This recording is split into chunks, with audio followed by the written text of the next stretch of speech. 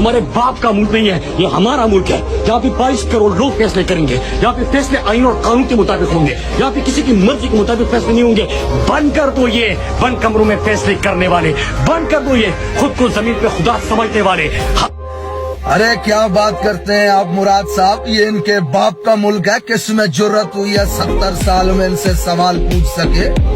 1971 में शेख मुजीबुर रहमान जो 160 नशिस्तें जीत चुका था बंद कमरों के फैसलों में, उसके ऊपर रेड लाइन लगा दी गई और सिर्फ 80 सीटें जीतने वाले भुट्टो को वजीर आजम बनाने की जिद में इस मुल्क को 2 लाख कर दिया गया। दुनिया ने देखा वो दर्दनाक मंजर जब पाकिस्तान का परचम लहराता हुआ बंगालियों के कदमों पे गिरा और फिर बंगालियों का परचम हवा में बुलंद हुआ।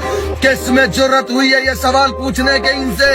अरे बंद कमरों के फैसले ही तो हैं। आज 70 साल गुजर चुके हैं इस मुल्क में, आज भी हम 10 अरब की भीख मांगने दुनिया के सामने मुंह ठिठाते फिर रहे हैं। हमारे पड़ोस में एक शख्स 150 अरब डॉलर का मालिक बन चुका हुआ है, जबकि हम 22 करोड़ के लिए 10 अरब डॉलर की भीख लाते हुए लोगों को इसे सफारती कामयाबी कहते हैं। ये बंद कमरों के फैसले ही तो थे जो हमारे ऊपर मुसल्लत किए गए। ये इनके बाप का मुल्क था। इधर आओ नौजवानों, मैं सुनाता हूँ तुम्हें 1996 का वो वाकया जब 2 बहनों ने ये ऐलान किया था कि हमारे खानदान के, हमारे शोहर, हमारे भाइयों के 9 अफराद के कातिल मेजर अरशद जमील की सजाए मौत को रोका गया तो हम अदालत के सामने खुद को आग लगा देंगे।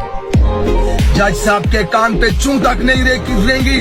जस्टिस ऑफ सुप्रीम कोर्ट ने सजाए मौत को रोका और फिर पाकिस्तान की फिजा ने वो दर्दनाक मंजर देखा जब 2 बहनों ने खुद को आग लगाई, झुलस के मर गई उस आग में और उनके जिस्मों से उठता हुआ धुआं अदालत के अंदर जाके कमरे में जज के मुंह पे चपेड़े मार रहा था कि खुदा ने तुम्हें इस मुल्क में सबसे मुअज्जज और इज्जतदार और सबसे ताकतवर ओहदा दिया है, फिर किसके बूट की ताकत के नीचे लेटे हुए उसके मुंह को देख करके तुम फैसले करते हो इस मुल्क में। अरे अपने खानदान के 9 मकतूलों को इंसाफ देने के लिए 2 जवान बहनों को खुद को आग लगानी पड़ी।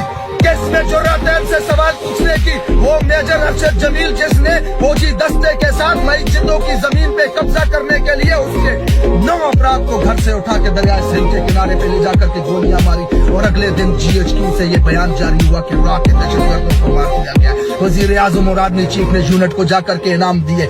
ये तो बाद में सहाफियों की तहकीकात से पता चला कि मेजर अरशद जमील वडेरे के साथ मिलकर मस्जिदों की जमीन पे कब्जा करने के लिए उसके घर के अफराद को अगवा करके लेके जाके कत्ल करता है। अरे कौन है इस मुल्क में इनसे सवाल पूछने वाला?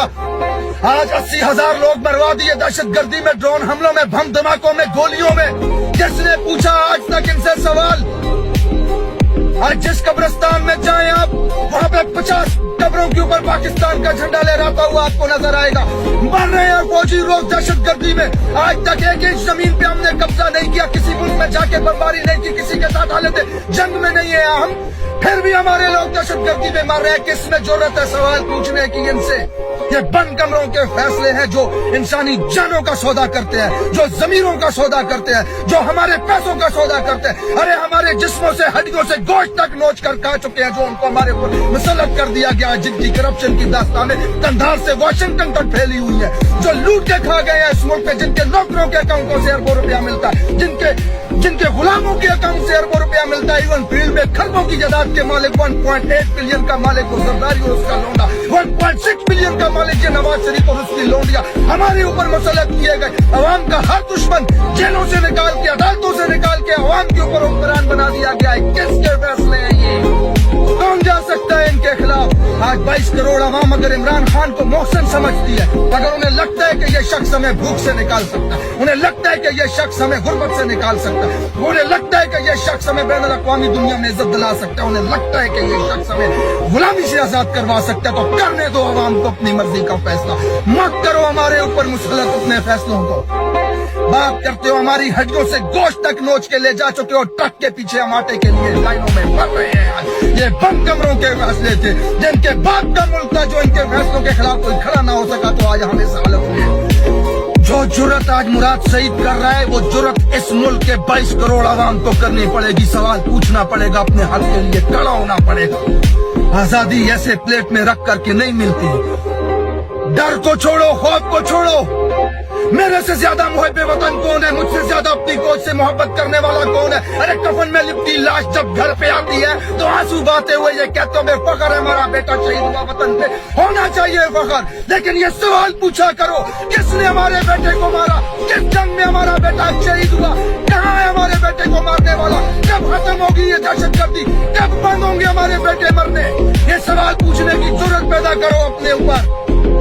बंद कमरों के फैसलों ने आज मुल्क को इस हाल में ला दिया कि इस मुल्क का जज, रिस्पेक्टेड जज जिसको रब ने वो ओहदा दिया है, कि कयामत के दिन सबसे ज्यादा सवाल तुमसे पूछा जाएगा जज साहिबान, किसकी खूनों के ऊपर फैसले करते हो तुम इस मुल्क के अंदर?